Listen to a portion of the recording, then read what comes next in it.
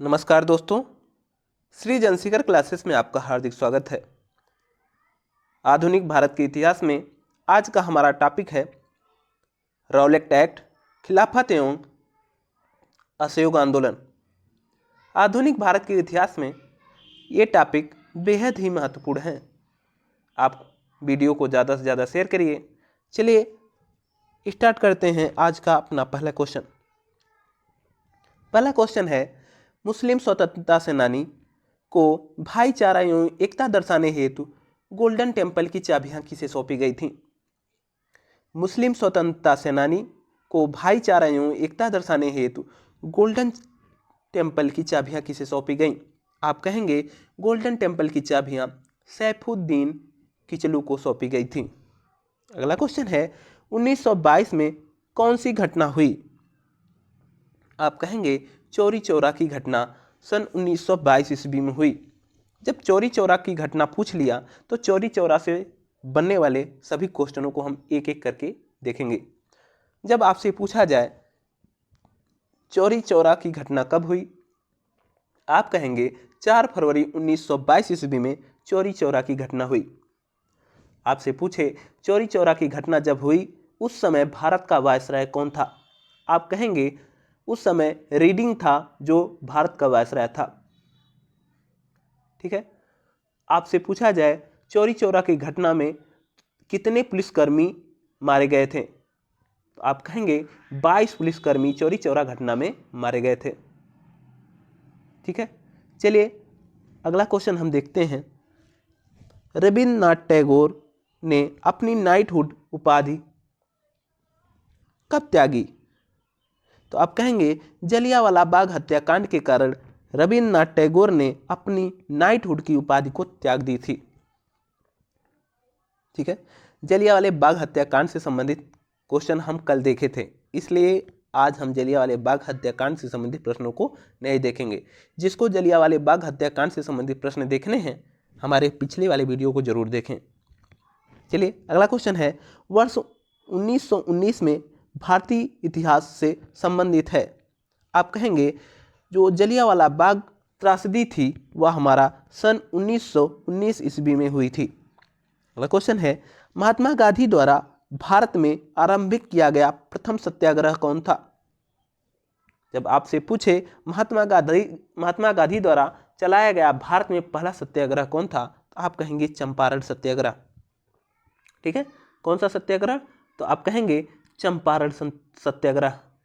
अब चंपारण सत्याग्रह आ गया तो हम चंपारण सत्याग्रह कब हुआ, क्यों हुआ, इसके बारे में देखेंगे। ठीक है। तो चंपारण सत्याग्रह हमारा सन 1917 ईस्वी में हुआ, गांधी जी के द्वारा किया गया। अब आपसे पूछे प्रथम सत्याग्रह कौन है, तो आप कहेंगे चंपारण सत्याग्रह। आपसे अगर पूछा जाए गांधी जी का प्रथम सविनय अवज्ञा आंदोलन कौन था, सविनय अवज्ञा आंदोलन नहीं, प्रथम सविनय अवज्ञा कौन था, वह कौन सा आंदोलन था जिसे प्रथम सविनय अवज्ञा आंदोलन कहा गया, तो आप कहेंगे चंपारण सत्याग्रह को ही प्रथम सविनय अवज्ञा आंदोलन कहा गया। लेकिन आपसे अगर पूछे सविनय अवज्ञा आंदोलन कौन है, तो 1930 में है। लेकिन आपको प्रथम सविनय अवज्ञा पूछे तो आप कहेंगे चंपारण सत्याग्रह जो 1917 ईस्वी में हुआ था। यह आंदोलन क्यों हुआ था, चंपारण सत्याग्रह क्यों हुआ? आप कहेंगे यह आंदोलन 3 कठिया प्रणाली के विरुद्ध किया गया था। ठीक है। इसके तहत अंग्रेज बगान मालिकों के द्वारा चंपारण के किसानों के जबरन उसकी भूमि के 3/20 हिस्से पर नील की खेती कराई जाती थी। इसी कारण बिहार के राजकुमार शुक्ल नामक एक किसान के द्वारा जब लखनऊ में 1916 में कांग्रेस का अधिवेशन चल रहा था, तो राजकुमार शुक्ल गांधी जी से मुलाकात करते हैं और चंपारण की समस्या के बारे में उन्हें बताते हैं। तब वहां से गांधी जी को आमंत्रित किया जाता है, जिसके पश्चात गांधी जी चंपारण पहुंचते हैं और अपना सत्याग्रह करते हैं। आपसे पूछा जाए चंपारण सत्याग्रह में गांधी जी के साथ कौन थे, उनके समर्थक कौन थे, तो आप बताएंगे चंपारण सत्याग्रह में उनके सहयोगी डॉक्टर राजेंद्र प्रसाद, JB कृपलानी, महादेव देसाई, नरहर पारेख और महरुल हक थे। आपसे यह भी पूछता है कि बिहार के एग्जाम में पूछता है कि चंपारण सत्याग्रह में वह कौन सा व्यक्तित्व था जो उसमें गांधी जी का सहयोगी नहीं था। तो आपको सबका नाम याद रखना है। कौन सहयोगी थे? डॉक्टर राजेंद्र प्रसाद, JB कृपलानी, महादेव देसाई, नरहर पारेख, मरहुल हक। ठीक है, एक क्वेश्चन बहुत इंपॉर्टेंट है, वह कौन सा व्यक्ति था जो गांधी जी के सत्याग्रह का विरोध किया था? गांधी जी के सत्याग्रह का विरोध करने वाला कौन व्यक्तित्व था? तो आप कहेंगे एनजी रंगा था, जो एनजी रंगा गांधी जी के सत्याग्रह का विरोध किया था। अगला क्वेश्चन देखते हैं, बिहार के किस वकील ने असहयोग आंदोलन के समय अपनी लाभप्रद वकालत को छोड़ दी? आप कहेंगे असहयोग आंदोलन के समय बिहार का एक व्यक्तित्व था जो अपने लाभप्रद वकालत को छोड़ दिया था, उसका नाम था डॉक्टर राजेंद्र प्रसाद। भारत के प्रथम राष्ट्रपति डॉक्टर राजेंद्र प्रसाद असहयोग आंदोलन के दौरान अपना लाभप्रद वकालत छोड़ दी थी। जब हमारा असहयोग आंदोलन आ गया तो असहयोग आंदोलन से कुछ प्रश्नों को हम देखेंगे। आपको ध्यान रखना है कि जो भी हम क्वेश्चन ओरली कर रहे हैं उसको हम धीरे धीरे बोल रहे हैं, उसको आपको ध्यान से सुनना है। आपसे पूछे असहयोग आंदोलन कब हुआ? आप कहेंगे असहयोग आंदोलन सन 1920 ईस्वी में हुआ।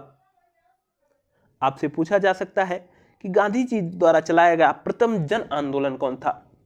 आपसे पूछा जाए कि गांधी जी द्वारा चलाया गया प्रथम जन आंदोलन कौन था? तो आप कहेंगे असहयोग आंदोलन प्रथम जन आंदोलन था जो गांधी जी द्वारा चलाया गया। आपसे पूछा जाए असहयोग आंदोलन के समय भारत का वायसराय कौन था? आप कहेंगे लॉर्ड चेम्सफोर्ड। ठीक है, लॉर्ड चेम्सफोर्ड जो है भारत का वायसराय था असहयोग आंदोलन के दौरान। आपसे यह पूछा जाएगा, बहुत इंपॉर्टेंट क्वेश्चन है, असहयोग आंदोलन की शुरुआत कब हुई? आप कहेंगे असहयोग आंदोलन की शुरुआत 1 अगस्त 1920 को हुई थी और इसी दिन 1 अगस्त के दिन ही बाल गंगाधर तिलक की मृत्यु भी हो गई थी। ठीक है, चलिए अब आपसे पूछा जाए कि जमनालाल बजाज ने राय बहादुर की उपाधि कब त्याग दी? तो आप कहेंगे जब असहयोग आंदोलन चल रहा था उसी समय जमनालाल बजाज ने राय बहादुर की उपाधि को त्याग दी थी। चलिए अगला क्वेश्चन देखते हैं, मालाबार में मोपला विद्रोह का परिणाम क्या था? तो आप कहेंगे मालाबार में मोपला विद्रोह का परिणाम खिलाफत आंदोलन का था। किसका था? खिलाफत आंदोलन का। चलिए अगला क्वेश्चन देखते हैं। कुछ लोगों को थोड़ा अजीब लग रहा होगा कि जो चीज़ इसी में लिखा गया है हम उसी के बारे में नहीं चर्चा करके कुछ बाहरी चीज़ों को बता रहे हैं जो उसी टॉपिक से संबंधित है। आपको ध्यान रखना है, अगर आपकी तैयारी बेटर है, अच्छी है, तो आपको जो हम बीच में बोल रहे हैं वो आपको बहुत अच्छा लगेगा क्योंकि आपका रिवीजन होगा। ठीक है, चलिए वह आंदोलन जिसके दौरान हिंदी को पूरे देश के लिए भाषा के रूप में अपनाया गया। आप कहेंगे वह कौन सा आंदोलन था जिसमें हिंदी को पूरे देश के लिए भाषा के रूप में अपनाया गया? तो आप कहेंगे असहयोग आंदोलन 1920। असहयोग आंदोलन के दौरान हिंदी को पूरे देश के लिए भाषा के रूप में अपनाया गया। अगला क्वेश्चन है, महात्मा गांधी के सत्याग्रह के प्रमुख क्या सिद्धांत थे? आप कहेंगे महात्मा गांधी के सत्याग्रह के प्रमुख सिद्धांत कौन थे? तो आप कहेंगे सत्य, अहिंसा, निडरता एवं निर्भयता। सत्य, अहिंसा, निडरता एवं निर्भरता महात्मा गांधी के सत्याग्रह के प्रमुख सिद्धांत। अगला क्वेश्चन है, 1923 में स्वराज पार्टी का गठन किया गया। 1923 ईस्वी में स्वराज पार्टी का गठन किसके द्वारा किया गया? आप कहेंगे CR दास व मोतीलाल नेहरू के द्वारा। CR दास व मोतीलाल नेहरू के द्वारा स्वराज पार्टी का गठन किया गया। अगला क्वेश्चन है, भारत में गांधी जी का प्रथम सत्याग्रह आंदोलन था जिसमें उन्होंने सविनय अवज्ञा का प्रयोग किया। आपसे पूछे थे, अभी हमने क्वेश्चन किया था ना, सविनय अवज्ञा संबंधित क्वेश्चन पूछा था कि चंपारण सत्याग्रह को ही गांधी जी का प्रथम सविनय अवज्ञा कहा गया था। तो आप बताएंगे सविनय अवज्ञा जो था चंपारण था। गांधी जी का प्रथम सविनय अवज्ञा आंदोलन चंपारण को ही कहा गया। अगला क्वेश्चन देखते हैं, बिहार के किस नगर में 1922 ईस्वी में भारतीय राष्ट्रीय कांग्रेस का वार्षिक अधिवेशन हुआ? तो आप कहेंगे 1922 ईस्वी में भारतीय राष्ट्रीय कांग्रेस का जो है गया अधिवेशन हुआ था। ठीक है, उसकी अध्यक्षता किसने की थी? आपको कमेंट करके जरूर बताना है। भारतीय राष्ट्रीय कांग्रेस के गया अधिवेशन की अध्यक्षता किसने की? आपको कमेंट करके बताना है। अगला क्वेश्चन है, 1920-22 के असहयोग आंदोलन के दौरान बिहार में प्रचलित मान्यताओं में से एक यह थी कि उनकी जीत होगी, क्योंकि गांधी जी को धर्म का प्रतीक माना जाता था। ठीक है, असहयोग आंदोलन में बिहार में प्रचलित मान्यता थी कि गांधी जी की ही इसमें जीत होगी, क्योंकि गांधी जी को वहाँ के लोग धर्म के प्रतीक मानते थे। चलिए अगला क्वेश्चन देखते हैं। वह क्षेत्र जहां राहुल सांकृत्यायन ने 1920 ईस्वी में असहयोग आंदोलन में सक्रिय थे। तो आपसे पूछा जाए कि राहुल सांकृत्यायन 1920 ईस्वी में असहयोग आंदोलन में किस क्षेत्र में सक्रिय थे। आप कहेंगे वह छपरा में असहयोग आंदोलन के लिए सक्रिय थे। कहाँ थे? कहेंगे आप छपरा में। अगला क्वेश्चन है, खिलाफत आंदोलन प्रारंभ हुआ। ठीक है, खिलाफत आंदोलन प्रारंभ हुआ तो आप कहेंगे मौलाना मोहम्मद अली एवं शौकत अली ने खिलाफत आंदोलन को प्रारंभ किया। ठीक है, अब आपको बता दें खिलाफत आंदोलन हुआ क्यों था। खिलाफत आंदोलन 1919 ईस्वी में हुआ था। इसका कारण था कि प्रथम विश्व युद्ध जो 1914 से 1918 के बीच में लड़ा गया था, प्रथम विश्व युद्ध के दौरान ब्रिटेन के विरुद्ध जर्मनी के पक्ष लेकर तुर्की शामिल हुए थे। ठीक है, तो आप कहेंगे कि ब्रिटेन के विरुद्ध जर्मनी का पक्ष लेकर तुर्की शामिल हुआ था। तो प्रथम वर्ल्ड वार में इस युद्ध में जर्मनी के हार के साथ तुर्की की भी पराजय हो गई। इस आंदोलन के प्रारंभकर्ता कौन थे? तो आप कहेंगे खिलाफत आंदोलन के प्रारंभकर्ता थे अली बंधु, जिसमें शौकत अली और मोहम्मद अली थे। मोहम्मद अली और शौकत अली, जिनको अली बंधु के नाम से जाना जाता था, वह खिलाफत आंदोलन को स्टार्ट करने वाले थे। जब इसमें नवंबर 1919 में खिलाफत कमेटी के सम्मेलन में अध्यक्षता किसने की? आपसे पूछेगा नवंबर 1919 ईस्वी में खिलाफत कमेटी के सम्मेलन की अध्यक्षता किसने की? तो आप कहेंगे इसकी अध्यक्षता महात्मा गांधी ने की थी। आपसे पूछा जाए अखिल भारतीय स्तर पर खिलाफत दिवस कब मनाया गया? आप कहेंगे 31 अगस्त 1920 को अखिल भारतीय स्तर पर खिलाफत दिवस मनाया गया था। ठीक है, मोहम्मद अली जिन्ना ने कहा मुसलमानों का ब्रिटिश सेना में रहना धर्म के खिलाफ है। यह किसका कथन है? तो आप कहेंगे खिलाफत आंदोलन के समय मोहम्मद अली जिन्ना ने कहा मुसलमानों का ब्रिटिश सेना में रहना धर्म के खिलाफ है।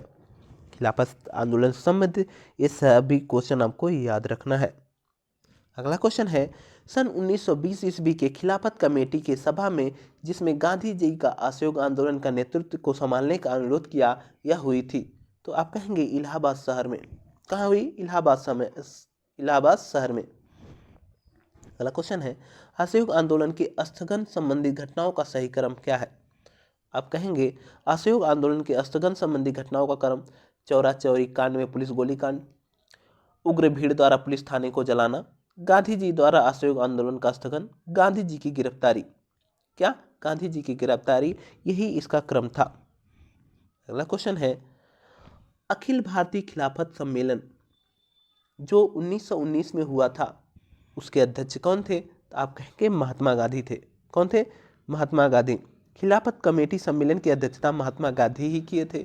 अगला क्वेश्चन है, अमृतसर में जलियांवाला बाग भीड़ का दमन हुआ। आप कहेंगे जलियांवाला बाग हत्याकांड हमारा 13 अप्रैल 1919 को हुआ था। रॉलेट एक्ट पास हुआ था। तो आप कहेंगे रॉलेट एक्ट हमारा 1919 ईस्वी में पास हुआ। कब हुआ? 1919 ईस्वी में हमारा रॉलेट एक्ट पास हुआ।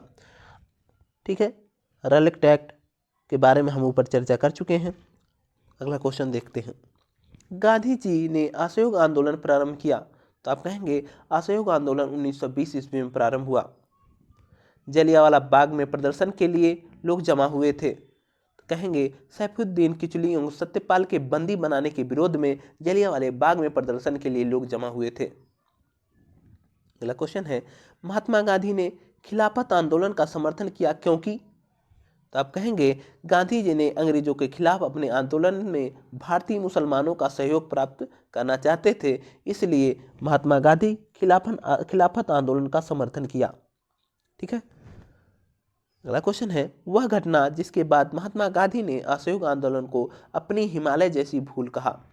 ठीक है, वह कौन सी घटना थी जिसके बाद असहयोग आंदोलन को गांधी जी ने हिमालय जैसी भूल कहकर संबोधित किया? तो आप कहेंगे चौरी चौरा घटना के बाद असहयोग आंदोलन को गांधी जी ने हिमालय जैसी भूल करके संबोधित किया। अगला क्वेश्चन है, असहयोग आंदोलन के दौरान किसने पटना कॉलेज छोड़ा जबकि उनकी परीक्षा केवल 20 दिन बचे थे?